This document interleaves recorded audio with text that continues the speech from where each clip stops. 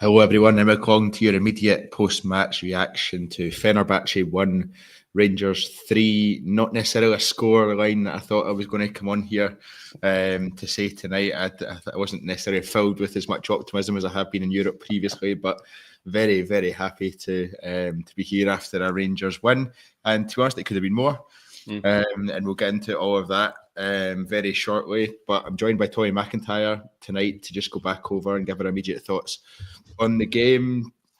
Tommy, first of all, what a performance, what a result. It turns out they do really stellar heart transplants and passion transplants in Turkey as well, not just the teeth and the hair, because that was something different. Fantastic performance, absolutely fantastic. Yeah, it really was, and I was kind of questioning how much was Philippe Clement behind the European results, and then how much was actually the players just trying a bit harder. But let's not delve into that too much. Right after, we're going to walk on the sunny side of the street tonight, right? That's what we're going to do, mate. That's what we're going to do. Yeah, we absolutely are. But it was Barry Ferguson obviously taking charge against Jose Mourinho tonight. An intimidating atmosphere is what was expected whenever you go to Turkey, but I think especially with Fenerbahce. An interesting starting lineup. Tommy, it was when I saw Ridvan and Jeffy in there and James Tavernier and two centre halves, I was trying to work out where are we going with this? Are we just 10 along the back line or what's going on here? But we did go with the back three, with obviously Jeffy and then Ridvan as the two wide men that would be targeted to bomb up and down. A different formation to what we've seen any time recently from Rangers, but it worked a treat. Yeah, I mean, all those people sitting there, thinking that Barry Ferguson and the management team in there can't think of ways to nullify other teams. Giving a little bit of a shot across the bows there, that's working with what we had to hand. It worked really, really well. I mean, we'll get into the game and all that. Fenerbahce came into it. You would expect that. But yeah, I think it surprised them too and allowed us a real flexibility there to be able to kind of continue to push them with the pace that's involved. I thought Dessers, we need to talk about Dessers, was fantastic up front tonight, I think. Yeah. But also having that solidity where they kind of slid back in and allowed us to do it. But yeah, I think everybody was looking at the team sheet coming out and going, right, okay, I just need to see how this plays out in the first 5-10 minutes and then we'll see where we get to. Yeah, I think so. I think that was what everyone was trying to say. Even the everyone bar Barry Ferguson and Billy Dodds and McCann, etc. They all had it up their sleeve, obviously. And thankfully, the players knew what they were supposed to be doing as well. Because actually, I thought we came out and we started the game really well, really on the front foot, pressing them high. Quite different to what I expected us to be like, albeit. It was how Barry Ferguson said he wanted us to play. Having sat through that Motherwell game at the weekend, you're like, how much is really going to come through in that short period of time they've had. But they were really well drilled tonight, I think, as a team. We looked a lot pacier as a team as well tonight. I'm not quite sure where that came from. I think the midfield. I don't know if you dissected the numbers. Because I'm with you on that. Okay, I think it's a stellar point. If somebody was to dissect the numbers and go through it game by game, whatever, and average it out, I would imagine we played the ball, one, quicker forward, and two, we played more forward passes instead of going side first or back first. We actually, to your point, we actually seemed that we wanted to get after it. Yeah, I think we did. But I think the midfield three helped that as well. Perhaps a surprise for a lot of people was Connor Barron coming in, but I think him, Diomande and Raskin worked really well together in that space. What did you make of their performance? I think it's spot on. I think the energy maybe caught out Fenerbahce a wee bit there as well because the likes of Barton's not really been playing, and then Raskin was absolutely phenomenal tonight. I mean, again, when Raskin's on it, his ability to read the game is incredible. And his engine, last kind of minutes and injury time, he's still bursting forward, getting to near the 18-yard box and then tracking back immediately. But yeah, I think it worked really, really well. Diomande did a really good game too.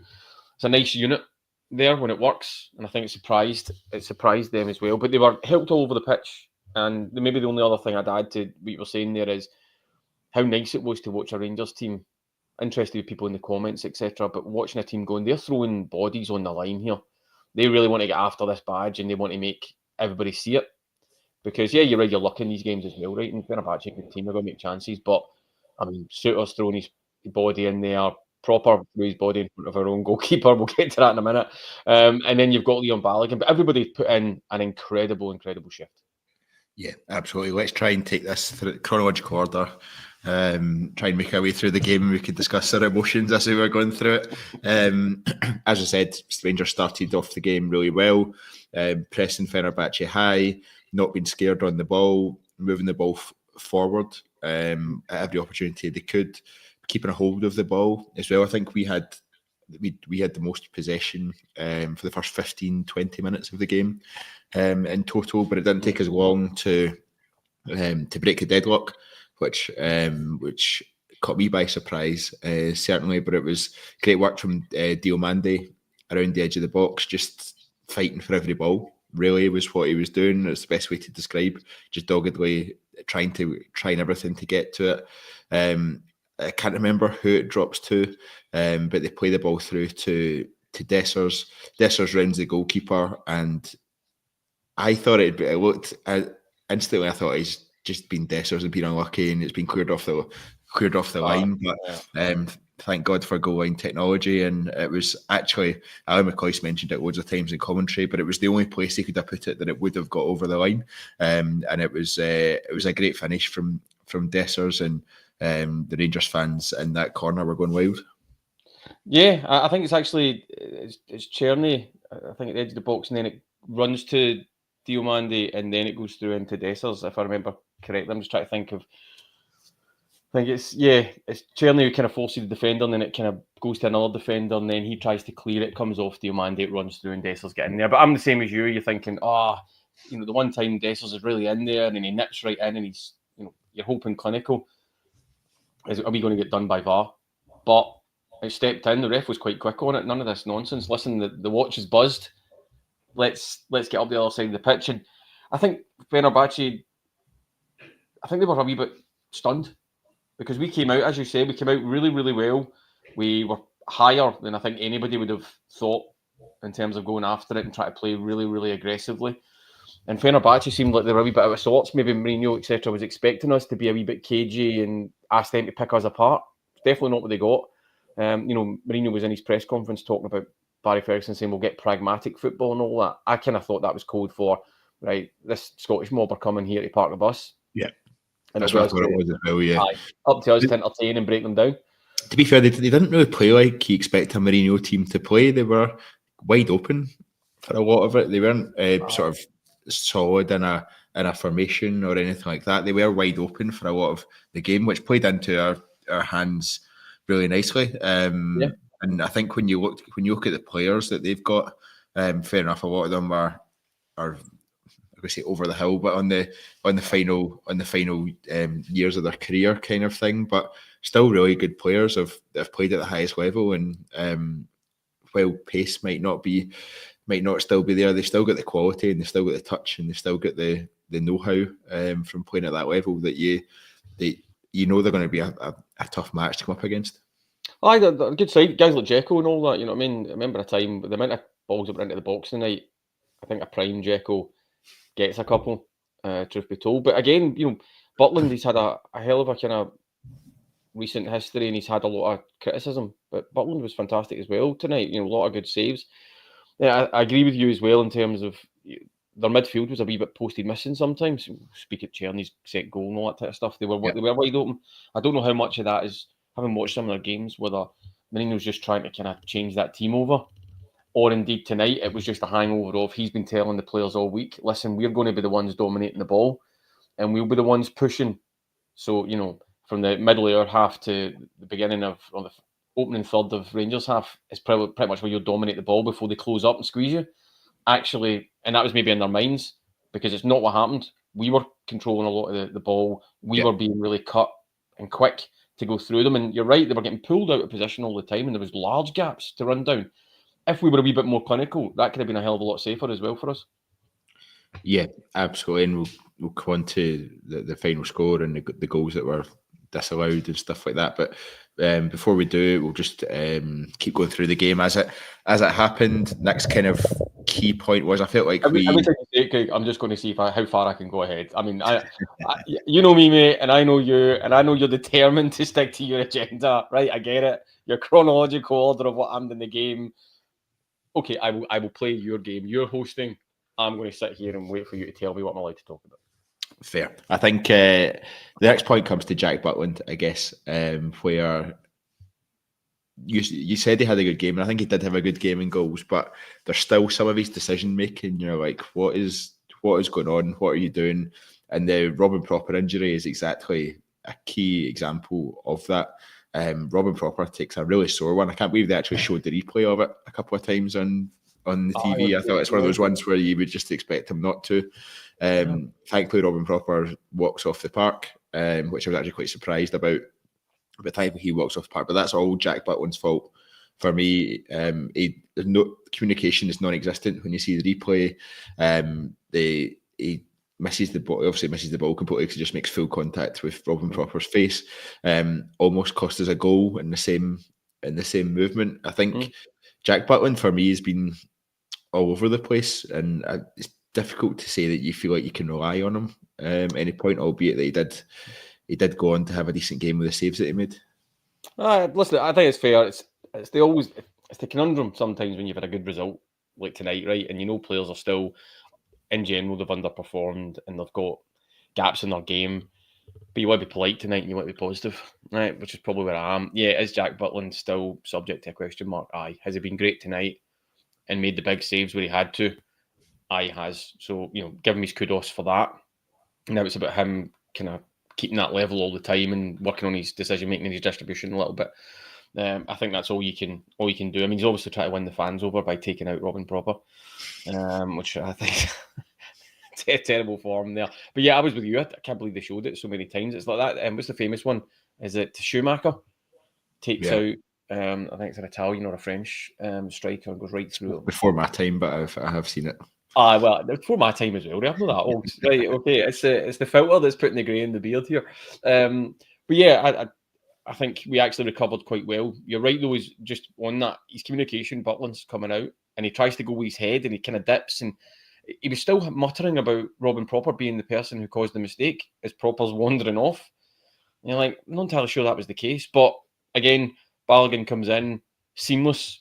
That's Balogun. Almost seamless. It's his guy that's good. So Fenerbahce, just a couple of minutes after Fenerbahce get a corner. We know we're not the strongest from corners, and actually kind of hoped that Leon Balogun would give us more strength from corners, which I think he did actually in the main for tonight. The ball comes in from the right hand side, and swinging front post gets nodded on, and at the back post is the substitute centre half for Fenerbahce, whose name escapes me at this exact moment in time, but he is a cracking finish, to be fair to him. So he's facing his own goal, over his shoulder, into the top corner. There's not a great deal that can be done about that, but at that point I did think, okay, are we now settling into that part of the game where Fenerbahce kind of take control and we just have to at least try and see it out to half time? Was that kind of where your mindset went to after they equalised?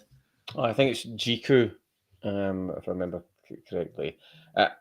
I'm maybe on the other side of the street. Yeah, you could say Balogun, he's fresh on the park, right? He could get a little bit tighter, but it's also a bit of a worldie of a finish. I mean, he hits it really early, hits it high, he's going back across himself. I'm obviously in a good mood, right? I'm going to say, right, that was not Balogun's fault, and Jack Butland can't do anything about that one either. It's everybody's expecting him to maybe take a touch and lay it back out or whatever. Yeah. But yeah, you did think, that's them, they're back in it now. And you always get a feeling sometimes it's how long can you get something away in Europe and then hold on to it and get the fans to stop singing and quieten the noise and put the pressure on the home side.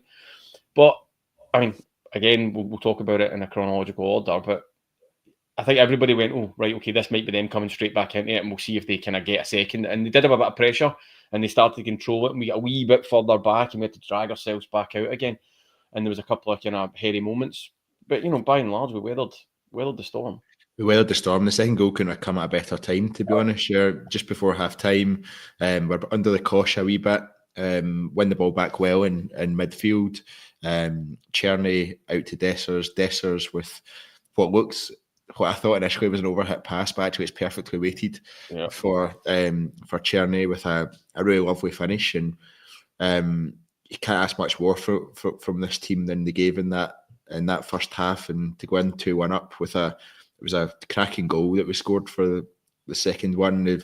They've just, I think the pace, we spoke about it earlier, the pace of play that we had, especially on the counter tonight, was so different to what we've seen for the last 18 months or so. The last 18 months so, it's been so slow and so predictable and just waiting for the opposition to get back in their shape and then trying to go. Tonight was the opposite. It was move the ball as quickly as you can, get it forward, do stuff one touch if you have to, and get it there. But it was a tremendous goal. And Cyril Dessers, I thought first half he got his goal, but he did so much more and he did so much good work for the team. We criticised him quite a lot for his hold-up play and we criticised him quite a lot for his link-up play, but I thought all round tonight Cyril Dessers was tremendous and he occupied their centre-halves all night long. Listen, absolutely. And it was a cracking goal, a cracking ball and a nice cool finish with Czerny as well, who was kind of composed in front of goal all night. And you're right, it was that fast movement, kept catching them out, and then I don't think anybody's expecting, he's done it before, but anybody's naturally expecting Cyril Dessers to go, right, I'm going to play this lovely first time weighted pass. Right, brilliant. Czerny continues to run. It's a lovely wee finish as well, underneath the goalkeeper, but no more deserved. I think 42 minutes or whatever takes the heart right out of Fenerbahce as well, because they're gearing up to think, right, we're going to be straight back into it. But I think that kind of performance for Cyril Dessers is what you always want, but it's also the conundrum, right? Again, I'm not going to kick the guy tonight because I thought he was fantastic and unlucky with his offside goals as well, right? But in amongst that, I appreciate your chronological kind of point, right? But in amongst doing all that great stuff, you've also got the moment where he busts through in the second half and you're thinking, square it or shoot. and he does neither. But I thought he led the line fantastically well tonight, and that's him at his very best. He absolutely gave that whole back line, I'd say, not just the centre backs, the whole back line, because he's running into spaces and all that as well, and creating space. He was fantastic tonight and deserves a lot of credit because it's another guy that gets a lot of hassle. But tonight he's been asked to do something up against a really good defence away from home in Europe, and he's done it when it matters. He absolutely did. 2-1 at half time. Really positive, actually. I was sitting there thinking Fenerbahce aren't quite the side I thought they would necessarily be. I guess you probably get caught up in those names we mentioned earlier that are in the team, and you think of them in their prime, and you think, right, this is going to be a really tough one. Actually, when you see them playing, you think, right, they're wide open. We've scored 2 goals already. We've weathered the storm when we had to, but we're playing well. We're set up well. We look well drilled. Not as much panic at the back as we've seen recently domestically. For me, it was just more of the same. Try and get as much out of these players as we can before we had to start making subs. But I think it's more of the same. And if you try and get a third, if you can, but hold out at 2-1 for as long as you can. But it went into second half, and I think we were really unlucky actually. Cyril Dessers had the ball in the net twice, two really different goals, but I think equally good finishes from Cyril Dessers. First one, 51 minutes, I think it was roughly. Nico Raskin cuts in from the left-hand side, has a good shot, keeper spills it. Cyril Dessers tucks it away in the corner. As soon as I saw the replay, I was like, he's onside. As soon as I saw the replay, I thought he was onside. But when you see the image, it looks really unfortunate because it looks like it's effectively his sleeve is offside. They were really tight goals. Which is nothing more Cyril Dessers than his sleeve being offside. That's it. But VAR gave us one, or the goal line technology gave us the first one, which an eyeball check might not have given us. So some of these things you can. Again, see when you win and you have a performance like tonight, you go, that swings and roundabouts, that's the game. They all come good for you. If we didn't get the result tonight, you're up in the arms going, he's definitely on the side. I think that was the concern, because obviously with the second one, it's a lovely ball through from Jeffy. Again, a good run from Dessers, and it's literally his big toe is offside. And it's it's a wee bit clearer, that one. It's offside, but it's really tight still. And when you think 58 minutes, we're 2-1 up, but have had 2 goals disallowed by really, really tight margins. I was a wee bit concerned that just the football gods were just going to turn around to you and smack you in the face. Where was your head at one of that those point? nights. One of those nights where you've absolutely bossed it. You've got a couple of goals that maybe you could have had or whatever. And as you say, the last 5 minutes you concede 2. You know what I mean? It's one of those ones. I think Yeah. that's everybody gets that doom and gloom sometimes, even me. And you're sitting looking at it going, oh, Christ, it's not going to go for us this time. But, definitely not the case. I know you're going to touch on it. Definitely not the case. And again, I think the story inside that is we came out in the second half and went after them again. Yeah. So whoever Mourinho's team talk might have been about, right, they've got themselves ahead. They'll be wanting to just sit in again this time and protect it and frustrate us and make us chase it. No, we were front foot again. If that's what Barry Ferguson can get out of this team consistently between now and the end of the season, I think we'll be in a much better place. But yeah, I mean, I think they surprised a lot of people in the first half coming out that way. Certainly surprised me coming out again in the second half and going, right, we're going to try and get the third quickly. Yeah, I think so. Felt like we managed the game quite well from there for the next 20 minutes or so, but I thought the substitutions were really interesting. It felt like the substitutions made sense, and that might sound stupid, but it's been a long time since it felt like the substitutions made sense. It's a comment that only makes sense to Rangers fans after the recent period is exactly what you're saying. I understand. I think everybody in the comments and listening would understand as well. Yeah, but I think you could see some players were starting to tire a little bit, but it was very much players that would come on and do the same job that was doing there. There were no curveballs in there, nothing like that. And I thought that's exactly what happened. They came on and they did the job, and they did exactly what was needed from them. And yeah, it was a case of, I kind of thought we would maybe try and see it out 2-1, to be honest. Last 10 minutes or so, you're just thinking, right, we'll take a 1-goal lead to Ibrox. It should be more, but take a 1-goal lead to Ibrox, and I'd probably have every confidence that you don't get beat at Ibrox, especially against the team that they were playing the way that Fenerbahce were playing tonight.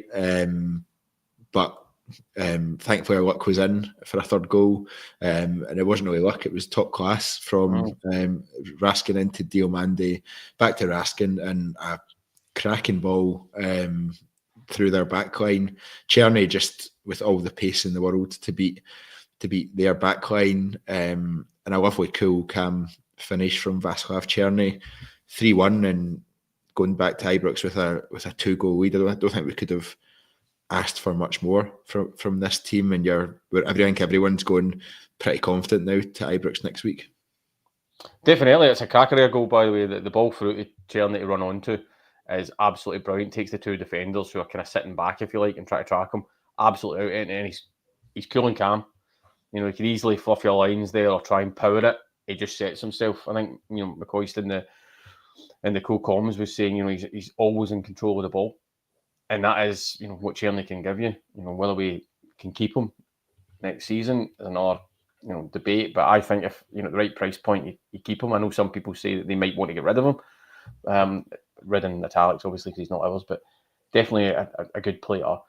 But I thought again it goes back to what we were saying earlier on. Players looking immediately to get forward. That's not a safe ball to try and control it because the clock's running down or whatever. It's now there's a space, go and get it. And then Czerny's got the ability to burst through, and it's a lovely finish. And it's just nice to see us take those chances and go, right, it's not going to be the last 5 minutes where we're all sitting on the edge of the couch, right on the very edge, right, not behind the couch sometimes, right, wondering what's going to happen. We actually took some of our chances. Yeah, like I said, we could have been more, they could have scored whatever, but those are 3 really, really good goals we've scored tonight in Europe against a decent enough side away from home in a pretty hostile atmosphere against players who are, have been underperforming. That's a right good performance, and they deserve a bit of credit tonight for that. They absolutely do. Sorry, they absolutely do. You've been shouting at the TV. Is that why your throat's going? Really celebrating. No, they absolutely do. I think it was a cracking performance, and for me, a bit out of nowhere as well. To be honest, albeit the European performances that have been recently, I think with the change of manager, you weren't sure what to expect. But really, really positive. And going to Ibrox, next week, Tommy, full of confidence that we'll go through?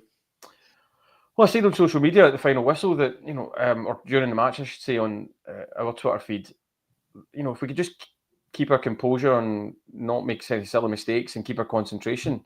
From what you've seen tonight, there's nothing to fear there. I think Fenerbahce will come in. Obviously, Mourinho will change his style or whatever. They know they need to come and chase it.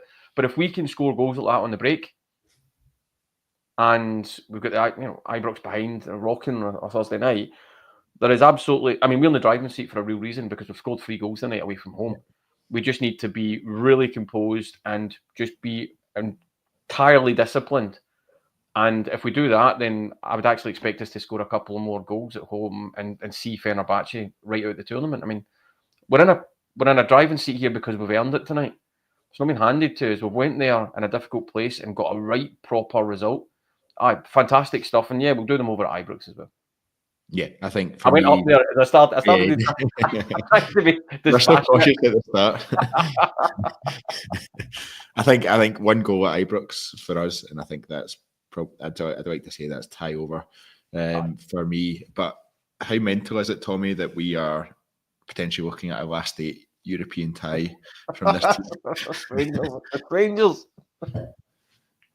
It's just Rangers. It is, and particularly this season. Like you said, put yourself within touching distance, and I know the cliches about it's only half time in the tie and all that nonsense, right? But ultimately went and got this.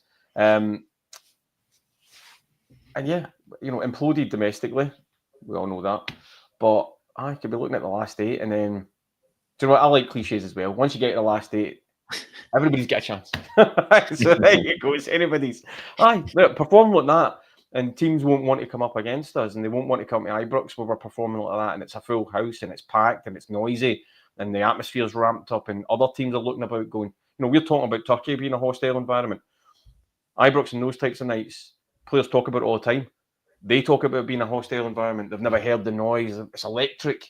Right, well, come here and find it when there's some positivity kicking around about the club and people to get behind, because, people won't want to come here.